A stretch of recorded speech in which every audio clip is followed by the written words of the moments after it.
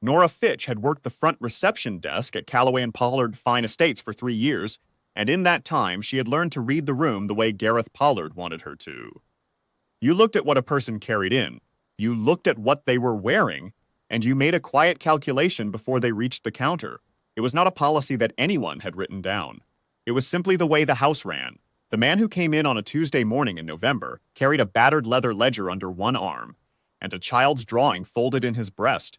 Pocket, the corner of it visible, crayon colors, a greenhouse with a yellow door. He wore work pants and a canvas jacket with a faded patch on the shoulder. His hands were clean but roughed up in the way that meant tools, not paper. He stood at the counter and set the ledger down gently, the way you set something down when you know its weight. "I'd like to have this looked at," he said. "I believe it may have some provenance value." Nora had called Gareth from the back room, as she always did when the item in question fell outside her certification.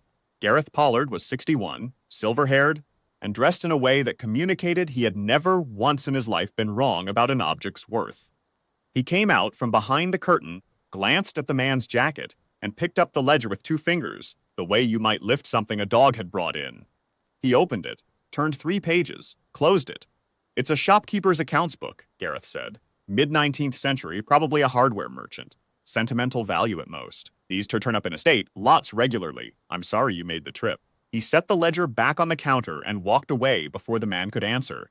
Nora watched the man pick it up.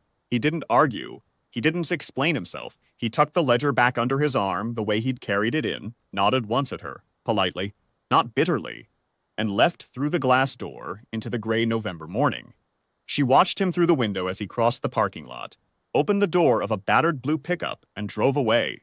The crayon corner had disappeared back inside his jacket. She thought about him for approximately 40 seconds, then answered the phone, and that was that. His name was Cole Merritt. She would not learn that for 8 months. Cole had bought the roll-top desk at an estate sale in Harwick County for $280. It was a good desk, quarter-sawn oak, the original hardware intact, one broken gallery rail he could fix in an afternoon. He'd loaded it into the truck himself while the estate sale volunteers watched him with mild surprise, and driven it home to the garage workshop behind the house, where his daughter Wren was doing homework at the kitchen table inside. The ledger had been in the desk's lower right drawer, wedged behind a false panel Cole had found while doing the disassembly. He'd set it on the workbench and looked at it for a long time before he opened it. What Gareth Pollard had seen in 3 pages was columns of figures and names. What Cole saw over the following 2 weeks was something else. He was a furniture restorer by trade, self-taught and methodical, and he had spent 15 years learning to read the language of old wood, the way a period piece told its story through its joinery, its finish, its hardware. The ledger was written in that same language, if you knew how to listen. The names in the columns were not a merchant's customers. They were makers, cabinet makers, specific shops, specific commissions, specific delivery dates, federal period. The handwriting changed across different decades, the way a family business's handwriting changes when it passes from father to son. He started making phone calls, quietly, without telling anyone what he was looking for. Wren would sit on the workbench while he worked in the evenings, doing her reading while he turned pages with his gloved hands, and she would ask him sometimes what he was looking at, and he would say, "Old names," trying to figure out who they belonged to. "Like a puzzle?" "Like a puzzle," he said.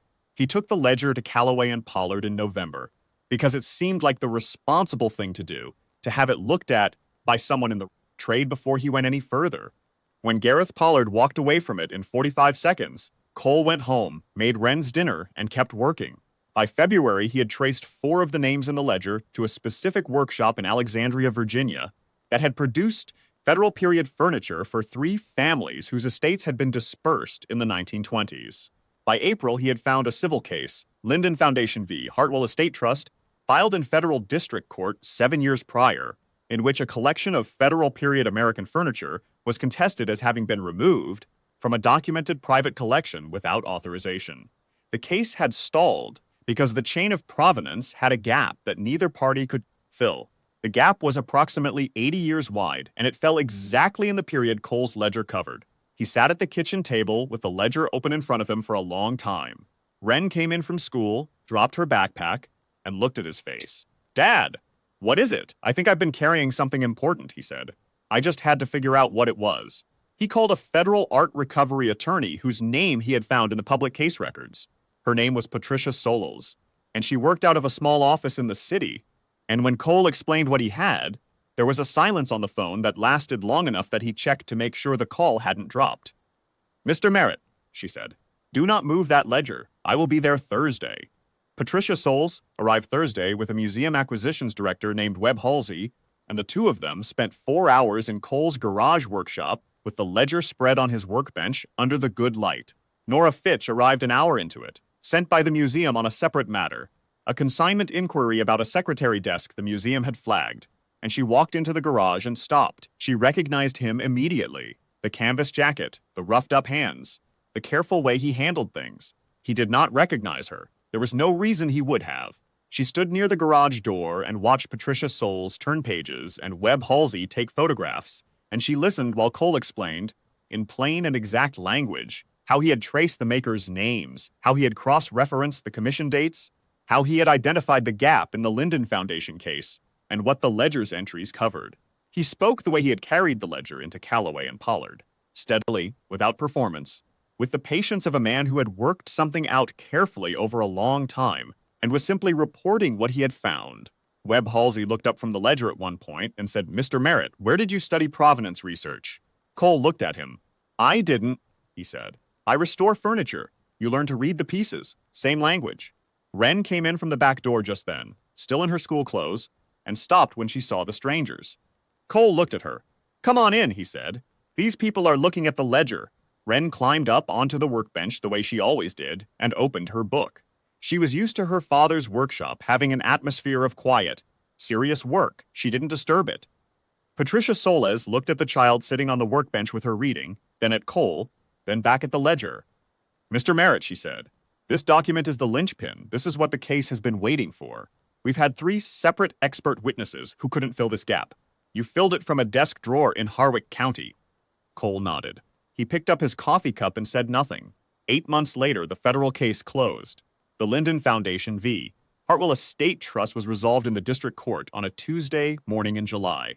The authenticated collection, 11 pieces of federal period American furniture, now with their provenance established from commission through the contested transfer to the present day, was returned to the Linden Foundation's designated museum trust. The authenticated roll-top desk, which had been the physical vessel of the ledger, was awarded to Cole Merritt by court order, its provenance now fully documented and its value assessed at $68,000.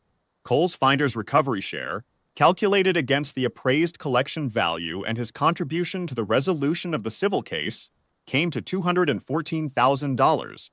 The letter from Patricia Soles arrived on a Wednesday. Cole read it at the kitchen table. Wren was doing homework across from him. He set the letter down. He didn't say anything right away. Wren looked up from her work and studied his face, the way she had learned to do. Reading it the way he read old wood. She reached across the table and put her hand over his. "Good," she said. "Good," he said. She went back to her homework. He sat there for a while longer with her hand still on his, looking at the letter, and then he folded it and put it in his breast pocket, in the place where the crayon drawing used to go. The estate auction that followed, organized through a museum-affiliated house and not through Callaway and Pollard, cleared $3.1 million. The trade press covered the resolution of the Linden Foundation case in some detail. The ledger was cited in the official federal record as a previously unknown primary provenance document, preserved intact and authenticated through the independent research of a private furniture restorer in Harwick County. Cole's name was in the record. It was not a headline, it was a fact, stated plainly, which was exactly the register he would have chosen. Gareth Pollard read the trade press. Nora knew, because she had been watching his face across the office that morning without meaning to. He read it at his desk, and then he set the magazine down, and then he picked it up and read it again. He did not say anything. He was, for once, a man with nothing useful to add. Nora had already written the catalog note for the museum's acquisition announcement. She had asked Webb Halsey if she could be the one to write it, and he had said yes, and she had spent an evening getting it right. The note described the ledger, its contents, and its provenance significance. It described the 8 months of independent research that had established its evidentiary value. In the final paragraph, it named the restorer who had found it, recognized it, and preserved it. It said that he had brought it to the attention of a regional auction house, which had not recognized its significance. It said this without editorializing, because the facts were sufficient on their own.